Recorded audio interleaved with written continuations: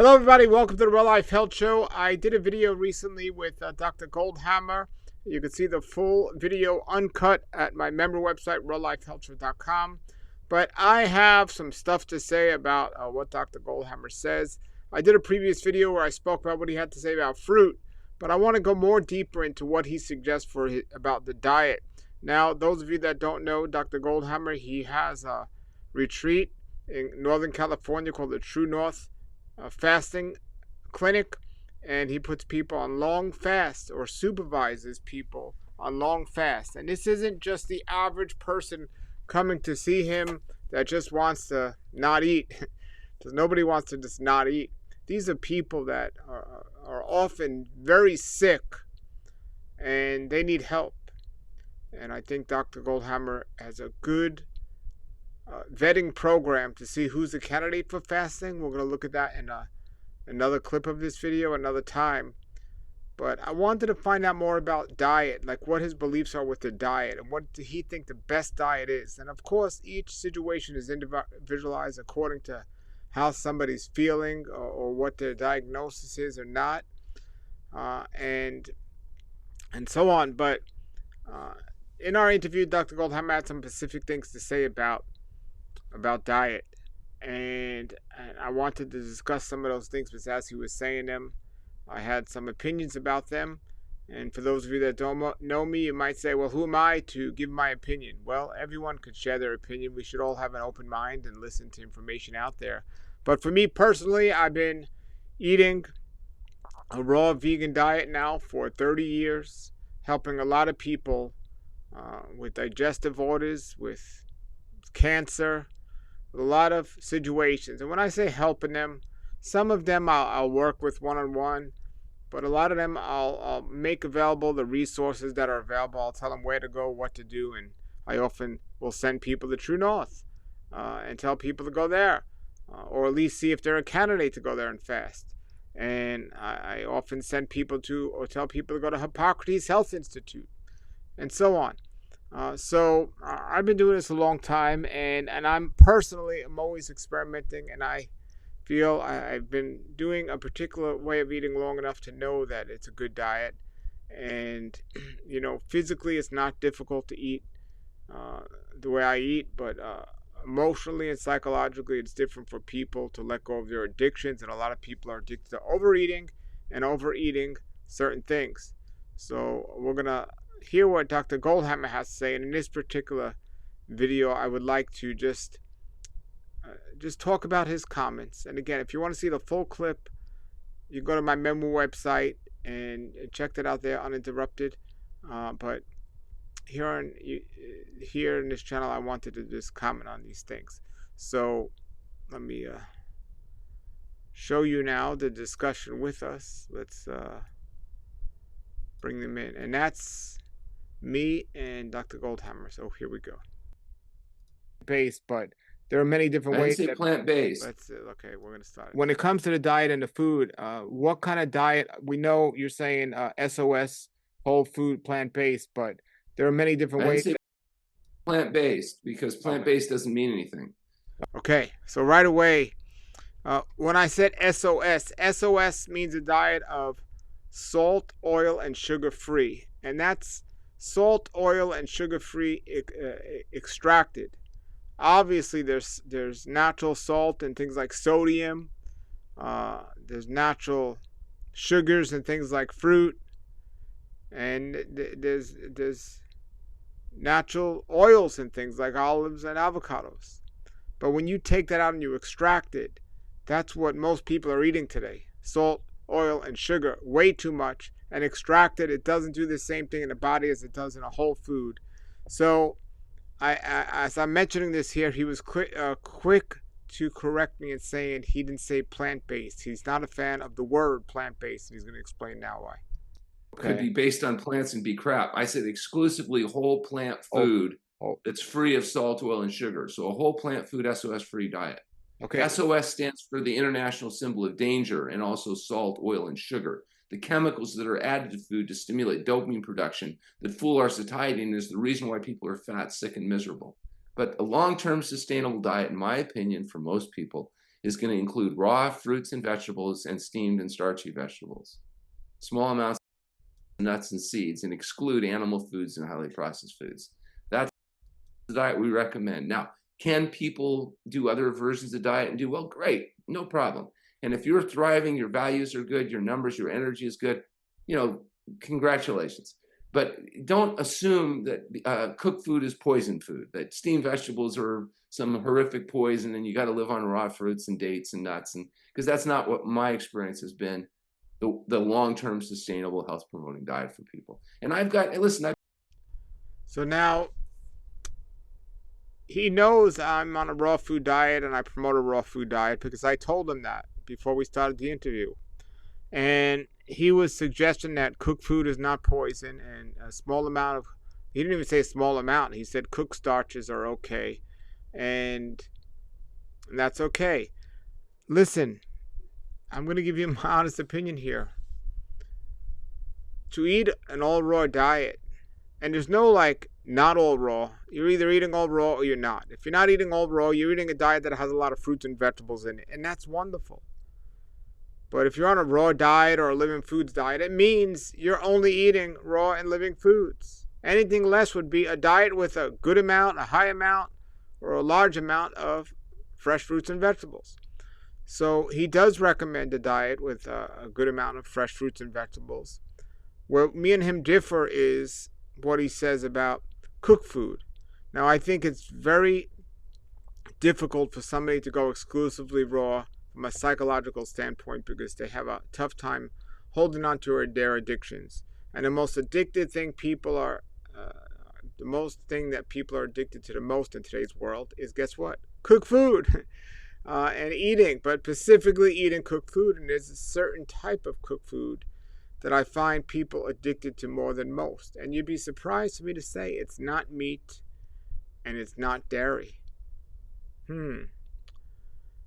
I know people that they love their meat and they're very attached to eating meat.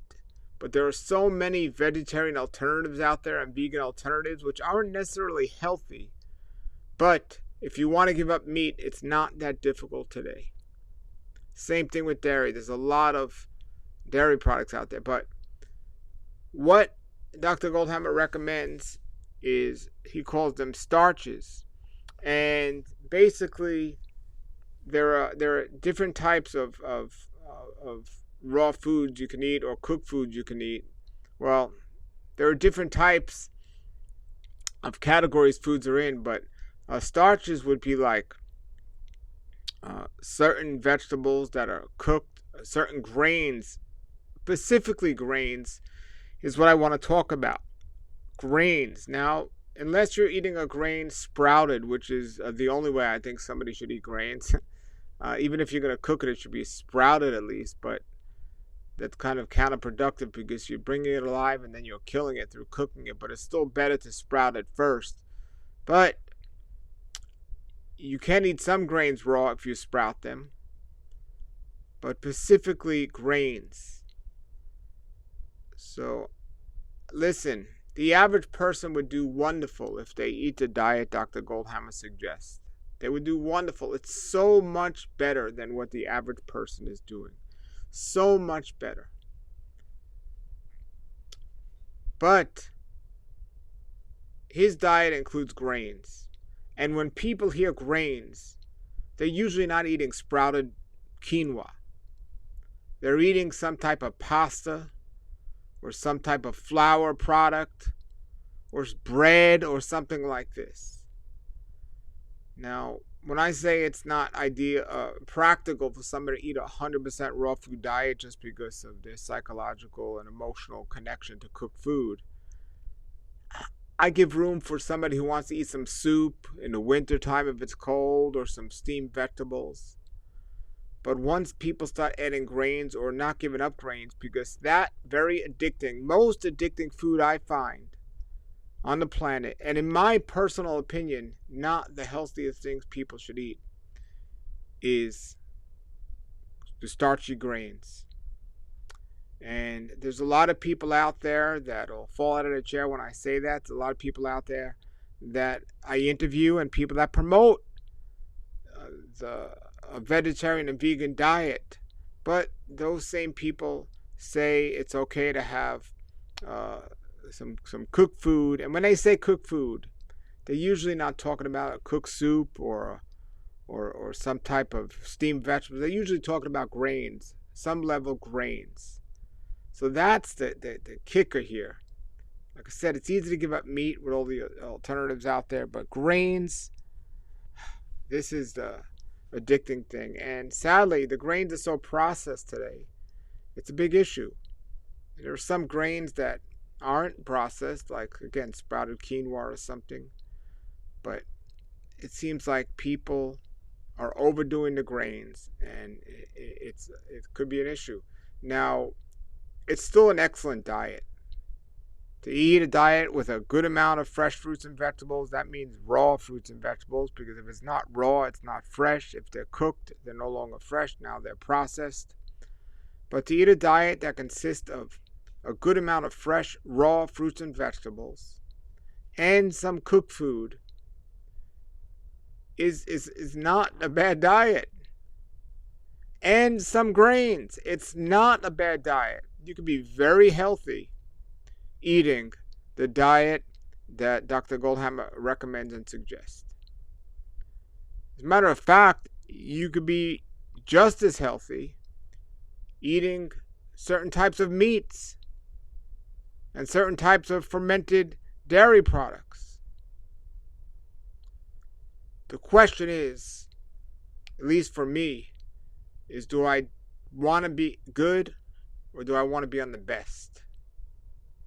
That's the question. And the answer is going to be different for everyone because you have to think about all the factors. If I was living in a colder environment, I might not say it's the best diet for me to eat all raw. I might not say that, but considering where I live in the tropics, considering I grow my food, considering I'm not emotionally and psychologically attached to cooked food, considering I've overcome the addiction to grains a very long time ago, for me, this is the best for me. So I would give the diet that Dr. Goldhamer recommends and TrueNorth recommends, from a scale of 1 to 10, I would give it a 9. I would give it a 9. From what I know about the diet he recommends, I'd give it a 9. The diet that I recommend, the diet that I eat, I'd give it a 10. I'd give it a 10. And I challenge anyone to tell me who's done the diet something that is wrong with it, because Dr. Goldhamer will say and suggest that a raw food diet is something that's great for cleansing for a certain period of time, but it's not practical to do long term. You know, I would say it's not practical, but it's possible. It's possible. So let's hear more about what he has to say about this. I've been in practice for 40 years. I've got patients now that are in their 80s and 90s that we started off in their 40s. And the story is the same over and over again. Everybody they know is dead. All the people they used to live with are dead. Even their kids are dying now, sometimes from heart attacks and strokes because they're not following a health-promoting diet. So I've seen it in my patients, long-term sustainable. They live, and when they die, they tend to have short durations of debility. They don't spend 20 years unable to talk or move, lying in a nursing home bed, waiting for people to come and change their diaper. They live their life, they reach their genetic potential, they go to sleep, and they don't wake up. It's amazing. So, of course, the diet, well, he's talking about the average person in the world, and he's 100% right. They have major issues. And when he's talking about with his diet, again, it's a 9. It's an excellent diet.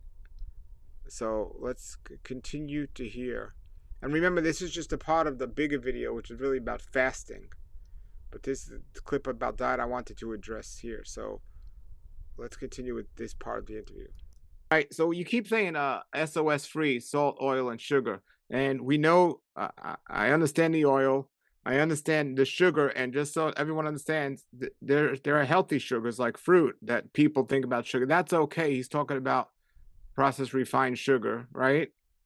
Yeah, refined carbohydrates. Yeah. So when it comes to salt, now that's a very controversial one because there's No, it's not too controversial. The reality is salt is an essential nutrient without which you die. You have to have enough sodium. But it turns out you get enough sodium in your diet just like you get enough sugar in your diet and you get enough protein in your diet. And you get enough essential fatty acids in your diet. You don't have to add salt. And adding salt adds a complicating factor because you need, according to the American Cardiology Association, 500 milligrams. Other people say maybe 1,000 milligrams. You get the salt you need. When you get more salt, it stimulates passive overeating. So if you sit down and just eat your fill. So what he just said hits the nail right on the head. And folks, that's the same conclusion I've come to. By eating salt, it contributes to helping you overeat. It's not a nutritional deficiency your body is looking to get. It contributes to overeating. I'll be the first to admit, if I have a recipe with salt in it, a raw food recipe with salt in it, or I'm talking about added salt, I have a tendency to overconsume the food, to overeat it. It's not only that it tastes better, but it just does that. Salty foods are very difficult not to eat more than your body needs. And I 100% agree with him there. So now I do get salt in my diet. I have things like celery that have natural sodium in there. And I do have sea vegetables in my diet that have sea salt in there. I try to wash some of it off, but that gets in my diet. And I also do fermented sauerkraut and things like this that have salt in the process of making them that has been added. So I don't know where he actually stands on that one. Not only just fermented products in general and things that are fermented with salt, because I guess that would be still consuming salt. But I don't have a tendency to overeat on sauerkraut. But actually, when I start adding sauerkraut to my salads and things like this, it definitely helps me not miss a dressing. You can essentially say sauerkraut is my dressing. But let's continue to hear what he has to say. Of something, let's say potato. You'll eat a certain amount and then your natural satiety mechanism kicks in and you don't want it anymore. But you salt it up, you'll eat significantly more before you feel satisfied or satiated. And people say, yeah, because it tastes better. And that's what tasting better means, stimulating dopamine production in your brain. And it's an artificial drug-like effect. And that's why salt makes people fat, even though there's no calories in salt. So by getting rid of the excess salt, number one, you normalize blood pressure because you don't hold the extra fluid to neutralize yourself from the toxic effect of excess salt. You don't disrupt your gut microbiome. Think about your gut. 5 pounds of creatures running around in there. What do they use salt for? As a preservative.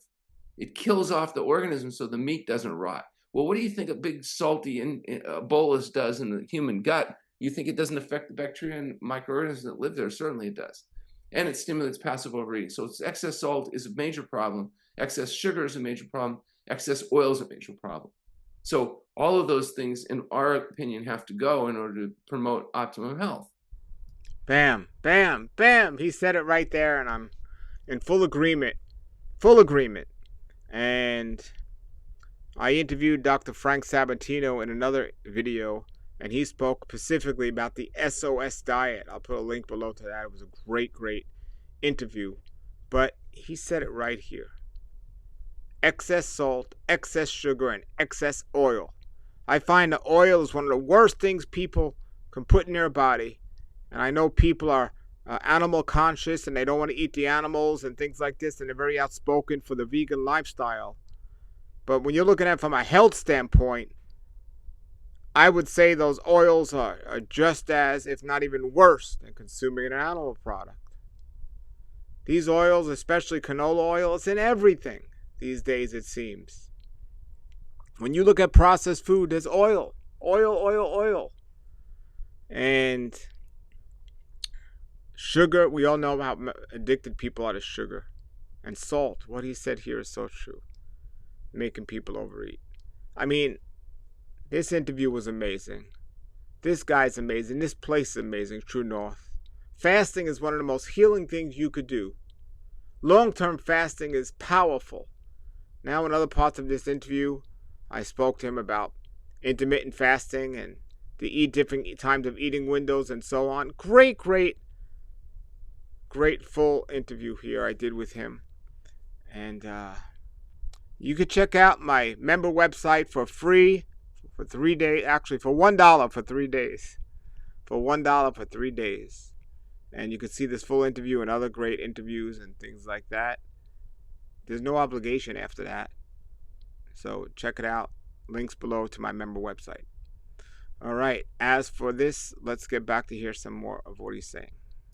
When you talk about the salt, it doesn't matter if it's these new fancy salts or table salt. It's all the same.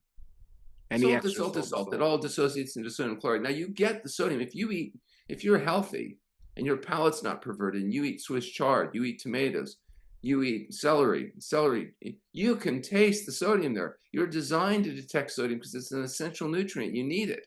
You just don't need unlimited amounts of it. Sure. Absolutely. So what about things people are using today? What's your opinion about something like sea moss, which is very popular?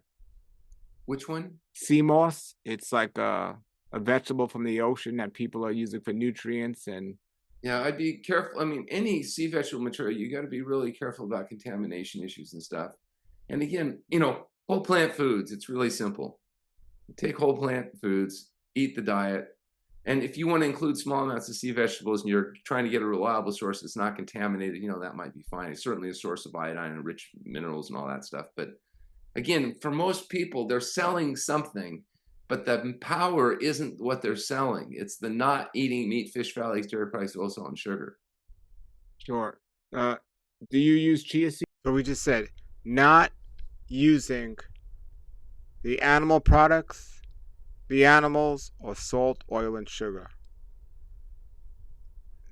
I mean, that's excellent. If everyone did that, the disease would go away tremendously. Seeds at all in your program? We do. I mean, chia seeds, like flax seeds, are a rich source of fatty acids. I have to say, I'm not a big chia seed fan personally. I can't get over the chia plants as a kid and the slimy. Yeah. I don't know. It's just, but I know that a lot of vegan advocates like Chef AJ, talk about chia seeds and how to use them in recipes and different things. And I don't have any problem with them. I just have personal. I don't like them. Well, I was going to ask, like flax seeds are better grounded up. Yeah. You can't digest them whole. They're going to show up in your stools. Are chia seeds better grounded up? I believe they can be soaked, but again, I don't work with chia seeds. Got you. Because they're soaked, like, flax seeds are soaked in flax crackers and things like that. Yeah, and that probably helps some, but I know we always grind flax into powder and then it's easily digested. Do you believe all nuts and seeds should be soaked?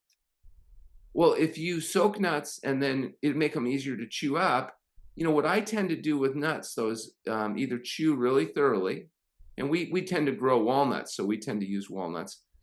So we keep them in the shell and then shell them and eat them, or grind them into powder, blend them into a dressing, or put them on like that. And that way, you don't have to be quite as diligent in order to get those broken down. And if you start seeing bits of nuts in your stools, you're not chewing well enough to get them broken down. There's a lot of reports coming out now about the essential fatty acids on a vegan diet, how you can get them, and so do you supplement with that or think about that? Well, first of all, a vegan diet may be a crap diet because vegan, Coca-Cola is vegan, French fries are vegan, Oreo cookies are vegan. Vegan doesn't mean anything except that you're not eating animal foods. Again, just like we started off this video, and now he's going back to that, and he's 100% correct. 100% correct. And I'd say most of the people out there that are eating vegan diet aren't eating a healthy vegan diet. And they're running into issues. It's great advice. So it needs to be a whole plant food SOS-free diet.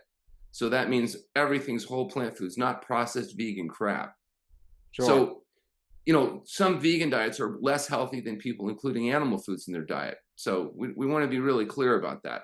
So if a person's on a whole plant food SOS-free diet and all of their calories are coming from whole foods, they're going to get the quantity and quality of the nutrients they need with the potential exception of B12 and vitamin D. So where would they get their essential fatty acids? Essential fatty acids are abundantly rich. Well, first of all, remember, your body takes omega-3 fatty acid and converts it to D-cosohexohexanic acid. So if you're including green vegetables in your diet, you have a very rich source of essential fatty acids. And some foods, like flax seeds and walnuts, are particularly rich in omega-3 fatty acids. So now this is a controversial one, and I'm doing other videos on this topic about the essential fatty acids. Can we get enough from our diet from the flax and chia seeds, or do we need some sort of supplementation? And as vegans, we wouldn't want to take a fish supplementation. Maybe you would, but I don't think you would. And I don't even say as vegan, because I could just hear his voice now saying, well, that vegan's not healthy. But if you're eating a whole plant, he doesn't even want to say plant-based, a whole foods diet, SOS-free, and you don't want to include fish oil, well, there are some people that say we should supplement as people that do not eat animals with algae oil to get those omega-3s. So that's the controversial, and I've been talking about this a lot with Dr. Joel Fuhrman. I'll be making another video here soon on that topic. But that's, some people say, like Dr. Goldhamer here says, you can get everything from your diet. You don't need a supplement for omega-3s, essential fatty acids. But there are other people that I interview that say different. I'm doing the experimenting, I'm doing the test, I'm doing the praying, I'm doing the research to see what side of that I fall on and stand on. I kind of have my idea already, but I'm still investigating. So we do include things like flaxseed or walnuts up to an ounce a day in the diet, specifically to make sure there's an abundance of essential fatty acids. Also, some vegetables, particularly things like purslane and those kind of dark green vegetables, tend to be very rich as well. Most importantly, we don't increase the need for omega-3 artificially by increasing omega-6 fatty acids. So the higher omega, which comes from oil. So by eliminating all oil, you reduce the likelihood of artificially increasing the amount of omega-3 fatty acids that are necessary to stay healthy. Interesting. I guess if you're eating, let's not say fish oil, let's say algae oil, well, then you won't be SOS-free because you're including some oil. But in all essence, if you're taking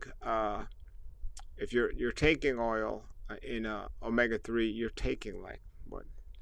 You can be taking a half a teaspoon a day or something to that equivalent.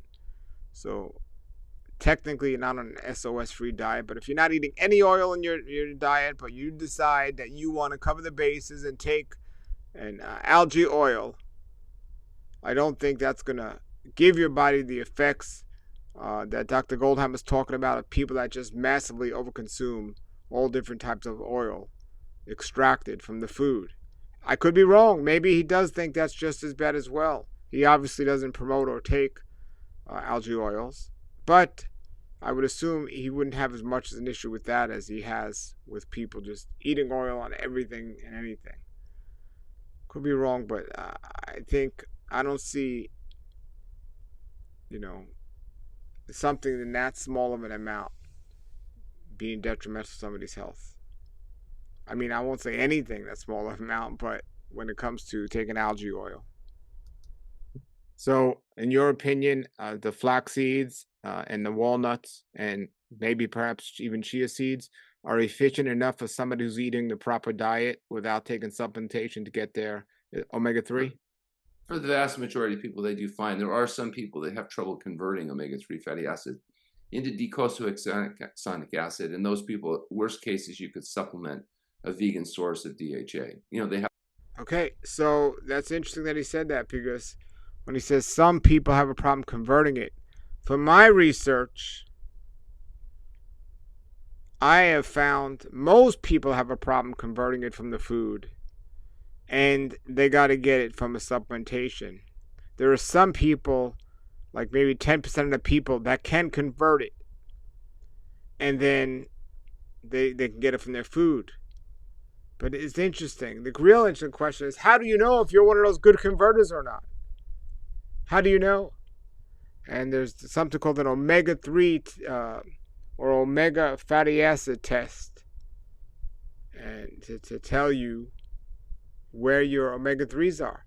And again, the controversy comes up is some people say, well, that's measured in the blood, and that doesn't matter because the fatty acids are stored up in the tissue. So the only way to truly tell is to test the tissue. And when you're talking about the tissue and you want to test it, of course, this is about brain health, and nobody's going to take tissue from their brain to test it. So how do you know if you're a good converter or not? That's the question I should have asked him. How do you know if you're a good converter or not? Because what if you're not a good converter? Do you need to add that extra supplementation? Algae sources of DHA now. And what way would you think that people can know if he said there's algae sources of this if you're not a good converter? That's what he said. But he said there's a small amount of people that are not good converters. I don't know if that's true. And I'm sorry, from my research, there's a big amount of people that's not. But the question is, how do you know if you're not a good converter or not? How do you know?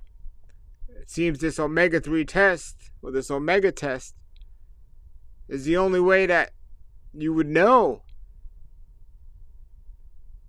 However, some people say, again, that's measuring the blood. So regardless of that, it's still not getting into the tissue. So when he's talking about converting it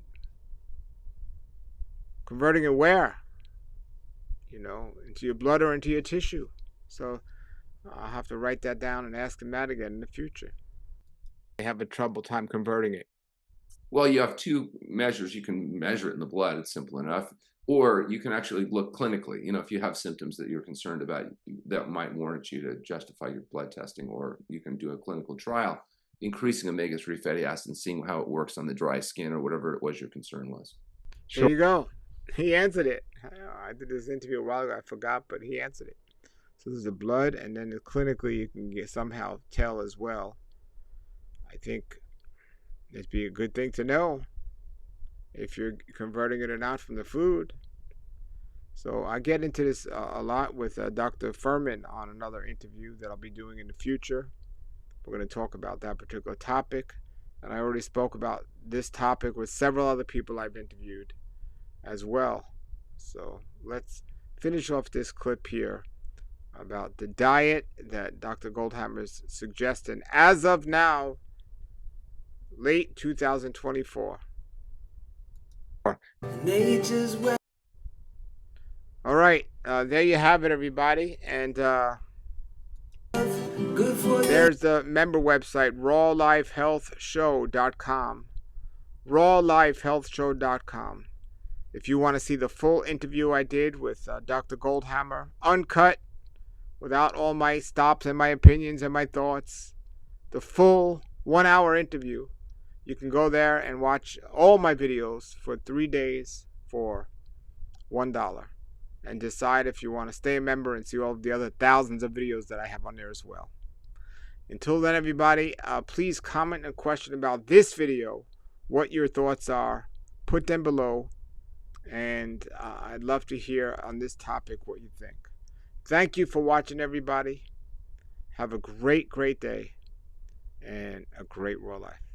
Thank you for watching. Please subscribe for more videos about the raw food diet and lifestyle, and also to see more great interviews with health experts discussing these topics, and me, a 30-year raw vegan, giving my feedback and opinion. Have a blessed day, everybody, and a great raw life.